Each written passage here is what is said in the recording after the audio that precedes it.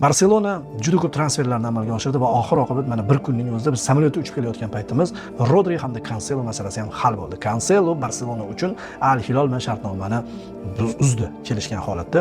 Barselona aynan o'sha puzzlelarni to'ldiryapti. O'sha martda yetmay qoladigan nuqtalar bor-ku, o'sha yerlarni to'ldirish uchun ham hali hujumchi olmadi. Ferran ketib turibdi, Lewandowski ketib qoldi, hali hujumchisi yo'q. Lekin to'ldirib boryapti. Oxirida menimcha Julian Alvarez ham janjal qila Barselonaga o'tadi deb o'ylayapman. Chunki Barselonaga shunday o'tishyapti ham. Karim Adeyemi o'zi intervyusida men boshqa klubga o'tsam ham faqat Barselona degan. Gordon ham Barselonani yaxshi ko'rishini aytgan va Gordon uslubini aynan Flick qo'llab-quvvatlagan. Flick uni kuzatgan. Angliya Premyer Ligasi, umuman Yevropada himoyaga qayta pressing qilish bo'yicha 6-o'rinda turadigan futbolchilar. Shunday Barselonaga mos keladi. Barselona tarbiyalab o'tirmaydi. Barsaga shundoq tushib ketadigan futbolchi hozirgi kunda Gordon ekanligini biz Jahon chempionatida ham ko'rdik, jamoada ham ko'ryapmiz. Gordon tayyor futbolchi bo'lib kelyapti. Adeyemi yuryapti, qarshi hujumga juda zo'r.